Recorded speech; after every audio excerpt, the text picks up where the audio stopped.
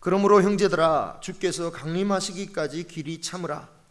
보라, 농부가 땅에서 나는 귀한 열매를 바라고 길이 참아 이른 비와 늦은 비를 기다리나니 너희도 길이 참고 마음을 굳건하게 하라. 주의 강림이 가까우니라. 형제들아, 서로 원망하지 말라. 그리하여야 심판을 면하리라. 보라, 심판주가 문 밖에 서 계시니라. 형제들아, 주의 이름으로 말한 선지자들을 고난과 오래 참음의 본으로 삼으라. 보라, 인내하는 자를 우리가 복되다 하나니 너희가 욥의 인내를 들었고 주께서 주신 결말을 보았거니와 주는 가장 자비하시고 긍휼히 여기시는 이시니라. 내 형제들아, 무엇보다도 맹세하지 말지니 하늘로나 땅으로나 아무 다른 것으로도 맹세하지 말고 오직 너희가 그렇다고 생각하는 것은 그렇다 하고 아니라고 생각하는 것은 아니라 하여 정죄받음을 면하라. 아멘. 수십 년 전에 미래학자라고 불려서 대학생들이 항상 필독서를 읽었던 저자 엘빈 토플러라는 사람이 있습니다. 그 사람이 미래를 예측하면서 미래에는 강자와 약자 대신에 빠른 자와 느린 자로 시대가 구분이 될 것이다 라고 말했어요. 빠른 자가 승리할 것이고 느린 자가 패배할 것이다. 그의 예측대로 정말 오늘 이 시대는 정말 가장 중요한 것이 속도가 되었습니다. 그래서 예전에 우리나라 사람들은 빨리빨리 또는 냄비근성 이러면서 빨리빨리 변하는 것에 대해서 굉장히 약점처럼 이렇게 여겼는데 오히려 지금 이 시대에 딱 맞는 국민근성이다 그래가지고 아주 장점이다라고 불려지고 있죠. 그만큼 빨리빨리 반응해서 이 시대에 발맞춰 나간다는 겁니다. 하지만 세상이 아무리 급격하게 변할지라도 말씀의 진리는 변하지 않죠. 하루가 멀다고 급변하는 이 세상에서 정말 이 수천 년 전에 이 말씀을 지키고 산다라는 거 사람들에게 있어서는 비웃음을 살지도 모르겠습니다. 오늘 야고보 말씀이 길이 참으라 라고 하는 것은 이런 세상 속에서 말씀 안에서 굳건하여서 사는 것, 이것을 포기하지 말라는 것입니다. 오늘 말씀 7절을 보면 형제들아 라고 부르면서 시작돼요. 지난주에 5장 1절에서부터 6절까지의 말씀에는 부한자들아 라고 하면서 말씀이 되었죠. 그때 경고의 말씀을 주었습니다. 그렇기 때문에 오늘 말씀 보면서 여기 나오는 형제들이란 것은 그 경고했던 부자들과는 다른 사람들, 대척하는 사람들, 예를 들어서 부자에게 고용된 일꾼들이나 또는 그들에게 착취당하거나 가난한 사람들을 말하는 게 아니냐라고 볼 수도 있겠죠. 그런데 정말 이 말씀이 부자들은 제외하고 가난한 사람들에게만 해당되는 말씀이냐? 꼭 그렇지는 않다라는 거죠. 일단 앞서서 경고하신 그 부자들의 경우도 모든 부자들을 다 비난한 것은 아니었습니다. 부자들 중에서 하나님의 말씀을 떠나서 자신의 재물을 바르게 사용하지 않고 정말 일꾼들에게 주지 않으면서 자신은 사치와 방종 가운데 살아가는 그런 부자들에게 경고하신 말씀이었습니다. 그렇기 때문에 오늘 이 말씀에 형제들아 라고 불렸다고 모든 사람을 다 가난한 사람으로 두고 얘기한 것은 아닐 것이고 분명히 그 중에도 부자가 있었을 거예요. 그래서 이 말씀은 재물의 소유가 얼마나 많이 가지고 있느냐 그것 가지고 그런 사람들의 많은 사람이 아닌 적게 가진 사람에게 주신 말씀이 아니고 우리 모두에게 주신 말씀이다 라고 볼 수가 있는 겁니다. 다만 성도들 중에는 부자들보다는 가난한 사람들이 많았을 것은 아마 확실했을 거예요. 지금 시대도 마찬가지지만 그때 당시에는 더욱더 부자라고 불릴 만한 사람들은 굉장히 극소수였습니다. 지금보다 훨씬 더 극소수였죠. 그리고 그 부자들 중에서도 하나님의 말씀 안에서 하나님을 더 사모해서 하늘의 상을 바라보면서 살아가는 이 땅에 보물을 쌓아가는 사람은 더욱더 적었겠죠. 그렇기 때문에 어렵게 사는 대부분의 성도들에게는 이 악하게 살아가면서도 얼마든지 잘 사는 부자들이 시험거리였을 거예요.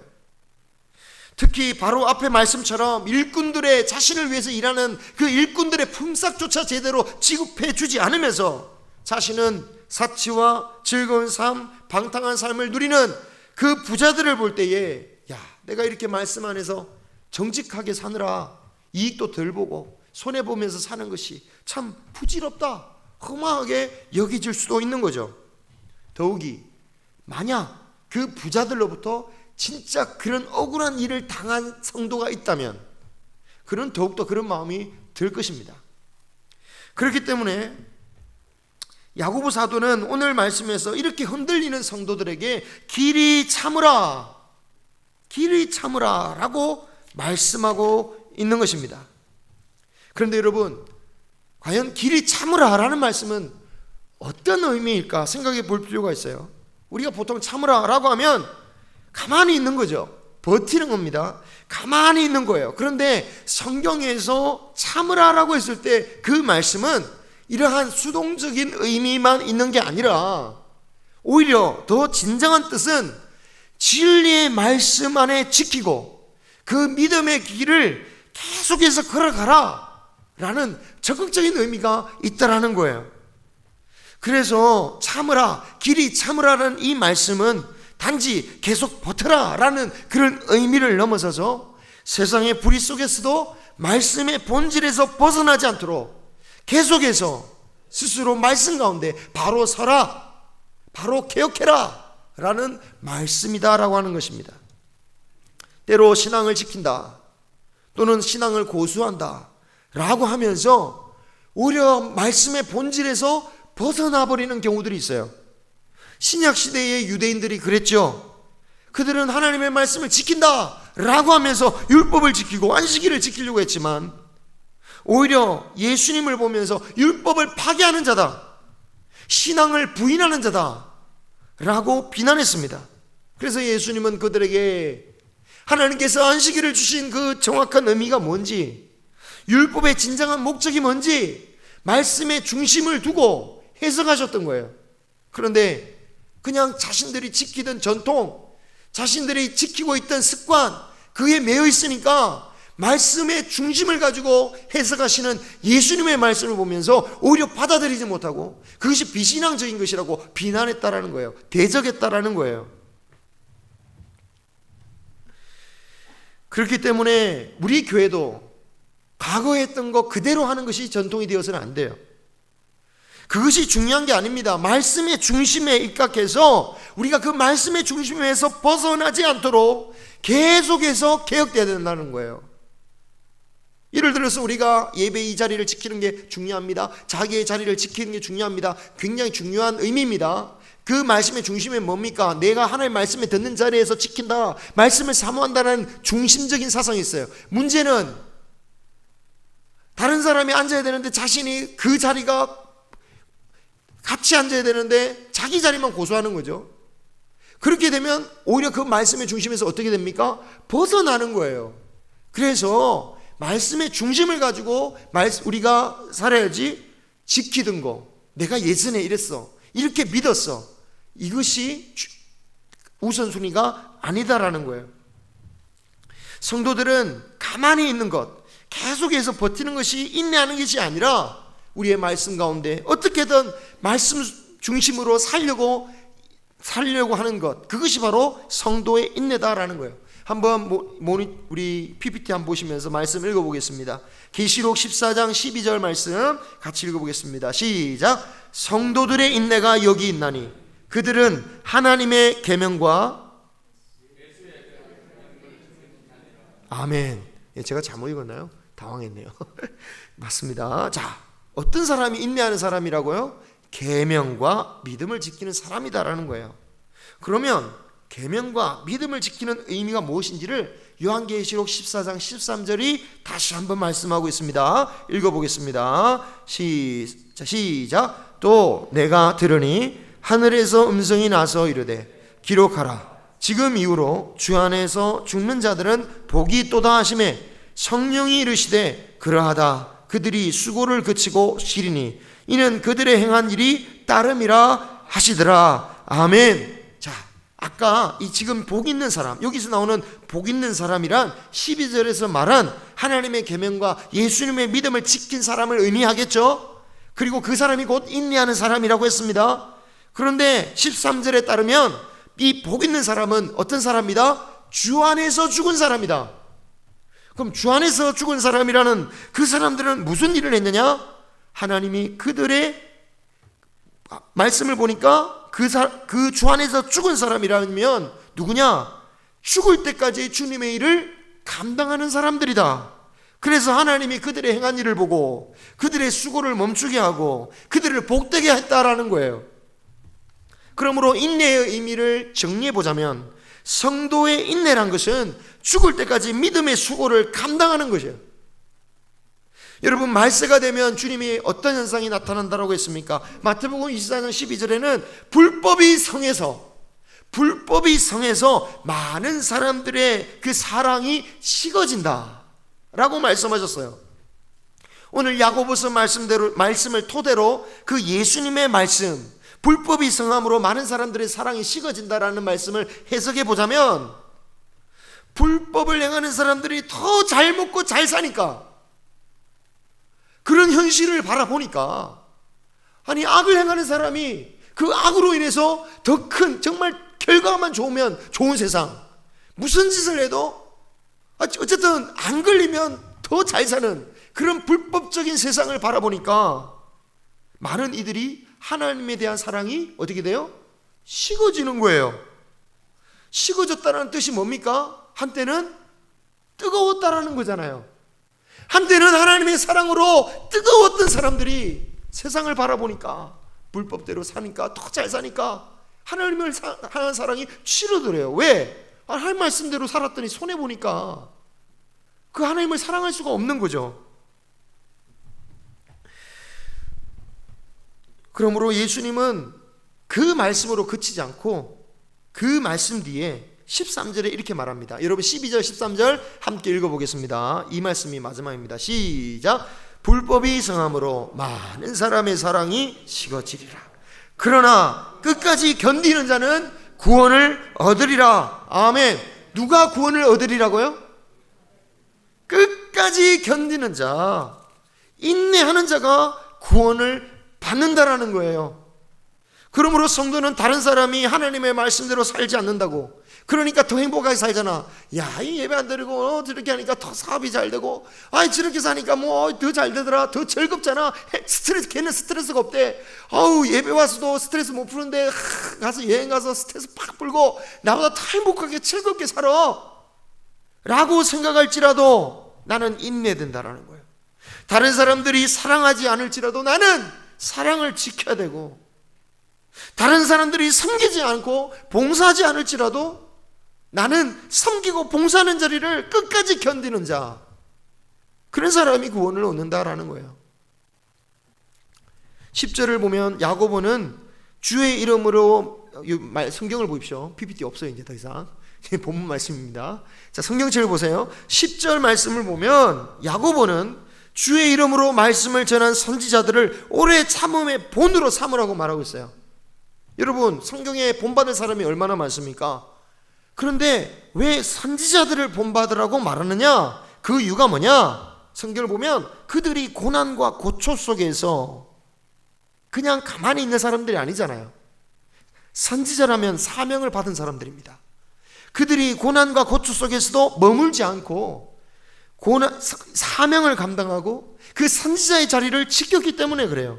여러분, 사람들이 듣고 싶어하는 이야기만 했다면 선지자들이 고난받을 이유가 없겠죠. 아니, 아무 말 하지 않고 가만히 있기만 해도 고난당하지 않을 거예요. 그런데 선지자들은 가만히 있을 수가 없는 거죠. 그들이 전하는 하나님의 말씀 때문에 고난받고, 때로는 외톨이가 되고, 심지어 목숨의 위협을 받을지라도 하나님의 말씀을 선포하는 그 사명을 감당할 수밖에 없었다라는 거예요. 그런데 이거를 본받아라는 거죠. 말세에 우리가 본받아야 할 게 누구냐? 이 선지자들의 인내다라는 거죠. 12절을 보면 우리가 선지자처럼 정말 대단하게 지도자들 앞에서 또는 온 백성들을 끌어모아 놓고 그렇게 선포하지 못해도 우리 일상생활 가운데 이 선지자와 같은 태도로 말을 하라고 말씀하고 있습니다. 우리 한번 12절 읽어볼게요. 시작. 네 형제들아, 무엇보다도 맹세하지 말지니 하늘로나 땅으로나.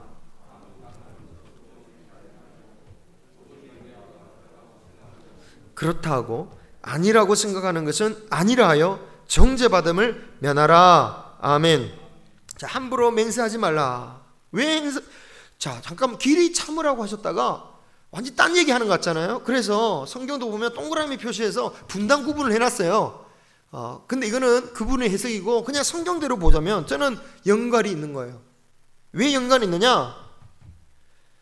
결국 선지자의 모습과 관계되는 거예요. 선지자는 자기의 말을 자기가 함부로 맹세하는 사람이 아니에요. 그가 하는 일은 뭡니까?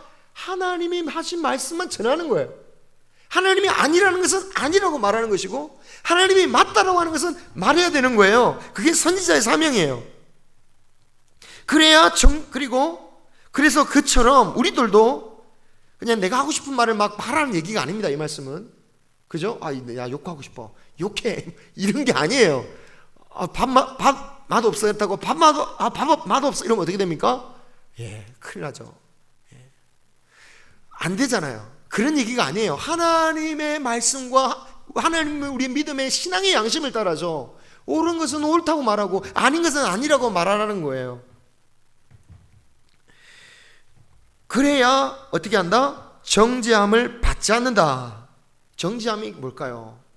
자, 정죄함의 원어를 보면요 9절에 나오는 심판이라는 단어와 동일한 단어예요. 똑같은 단어를 어디에는 심판이라 해놓고 여기서는 정죄함이라고 바꿨어요. 그래서 이 해석을 좀 다르게 하는 경우도 있는데 다른 번역 성경에는 그냥 아예 심판이다라고 말하고 있습니다. 심판을 면한다는 거예요. 그렇게 해야. 근데 너무 좀 과격하지 않습니까? 아니 정직하게 말하지 않았다고 무슨 심판까지 운운하십니까? 선지자의 입장으로 생각해 보십시오. 만약 선지자가 하나님의 말씀을 따라 하나님이 말한 것대로 말하지 아니하고 하나님이 말하지 않았는데 그것도 그렇다고 한다면 그 선지자는 어떻게 되겠습니까? 구약이 어떻게 됩니까? 심판받는 거잖아요. 그죠? 그런 선지자는 하나님께 심판을 받아요. 그런데 바로 그렇게 말하는 우리가 바로 그런 선지자적인 입장이다라는 거예요. 심판을 언급하시는 이유는 우리가 그런 선지자적인 존재이기 때문입니다. 구약의 불의한 자들이나 믿음에 서지 못한 자들에게 하나님의 말씀을 선포하는 자들이 선지자였다면 신약 시대에는 그런 사명을 받은 사람들이 누구다? 제자들인 거죠. 성도들인 거죠. 혹시 나에게 피해를 볼까봐 옳은 것이지만 옳다고 하지 못하고 아닌 것을 아니라고 하지 않는 것, 그게 바로 정죄를 면하지 못한다라고 하신 말씀이에요. 그래서 이 말씀이 우리에게 편하게 들리지 않죠.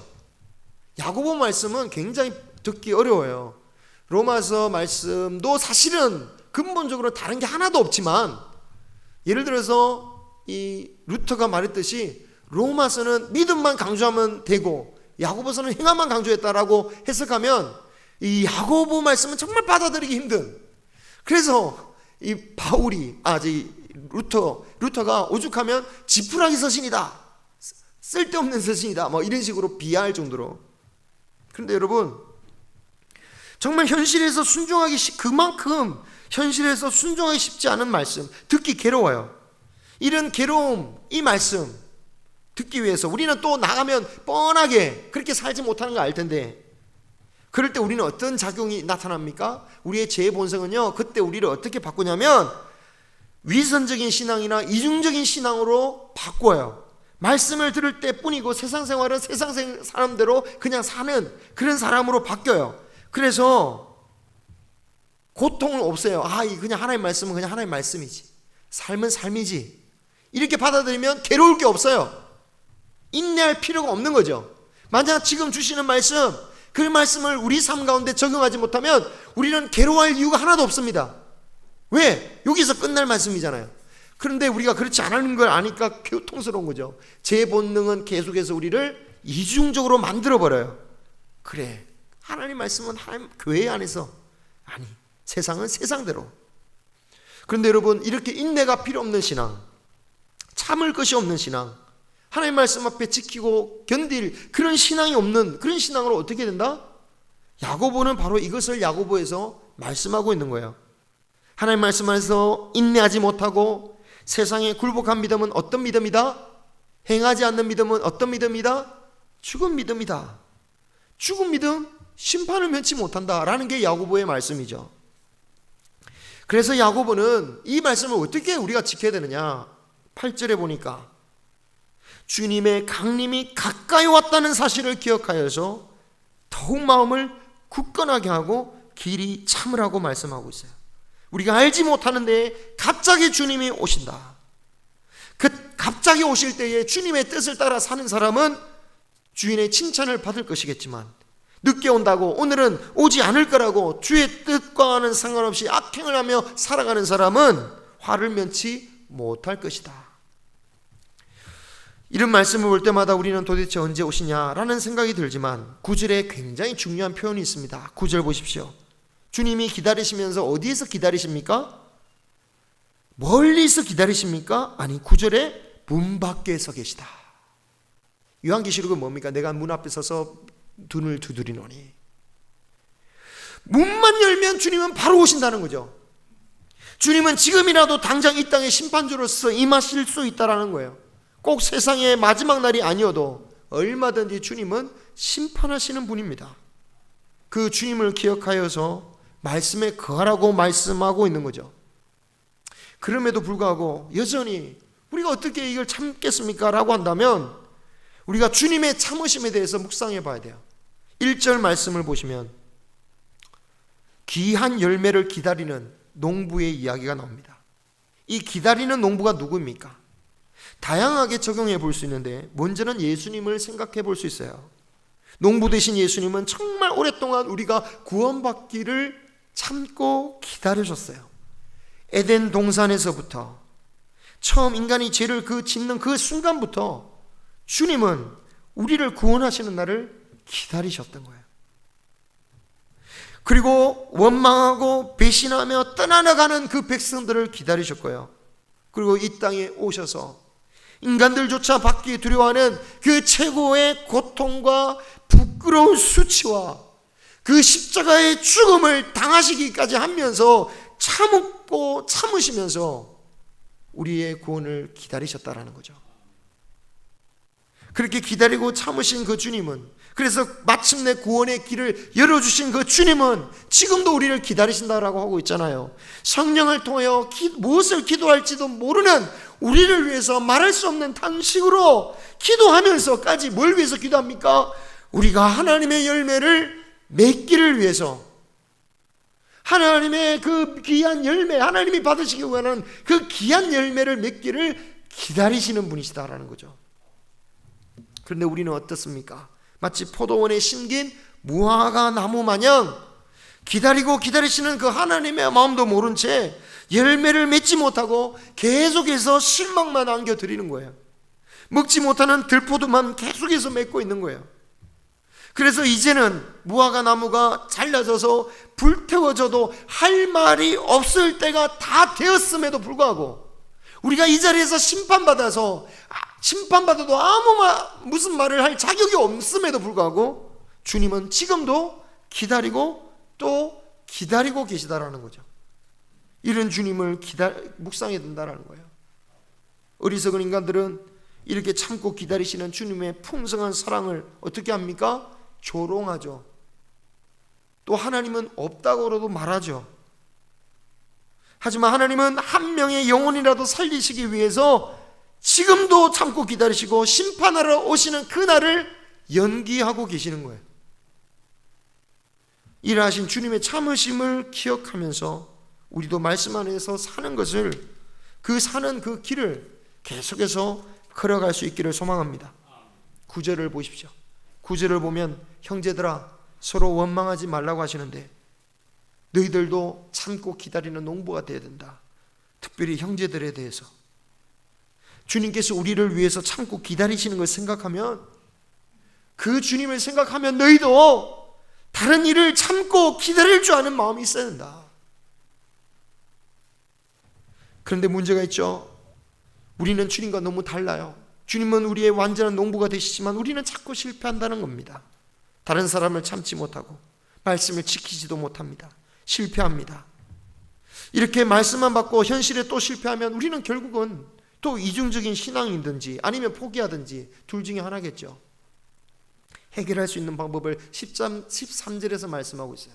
13절에서 그것이 뭐냐? 기도다. 우리가 말씀에 순종하지 못하는 이유는 뭘까요?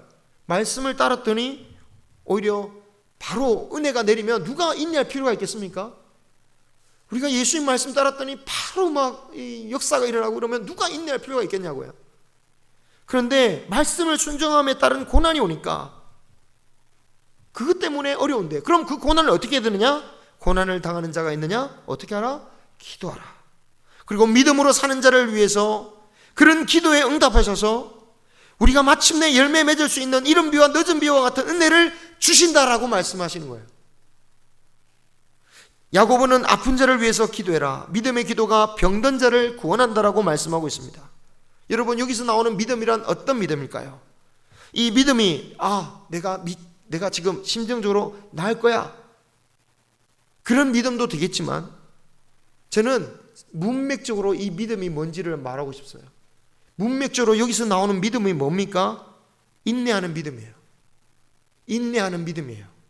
말씀의 길을 참고 기다리며 지켜 사는 그런 믿음입니다. 여러분, 말씀 안에서 사는 것은 스스로는 도무지 이 세상 살지 못할 것 같잖아요. 솔직히 저도 그렇게 생각해요. 어떻게 말씀으로 살겠습니까? 그래서 당연히 말씀을 살면 당연히 어려움이 오게 돼요. 그것 때문에 못 산다라는 거잖아요. 그죠? 그렇습니다. 세상에 살기에는 믿음으로 사는 자가 어려움을 당할 수 있어요. 병이 들 수 있습니다. 그런데 오늘 말씀은 바로 그런 어려움을 겪을 때에, 그런 믿음으로 살아가면서 그런 어려움을 겪을 때에 도무지 인내할 수 없는 그런 상황이 올 때 어떻게 하라? 기도하라. 그런 믿음의 성도의 기도는 어떻게 하시겠다? 하나님께서 반드시 들어주시겠다. 그리고 누구의 예를 듭니까? 엘리야의 예를 듭니다. 엘리야는 바로 10절에 나왔던 고난과 오래 참음으로 살았던 선지자의 대표격이에요. 그래서 예수님 변화산에서도 엘리야 나타나잖아요. 우리가 몇 주에 걸쳐서 엘리야 사역을 살펴보았었죠. 그때 그가 얼마나 많은 기적들을 행합니까? 그때도 근데 살펴봤지만 승승장구 잘 먹고 잘 살았습니까? 평안하게 살았습니까? 그렇지 않았어요. 말씀을 쫓아 살았는데, 그리고 수많은 기적이 일어났는데도 그는 고난을 겪어야 했습니다.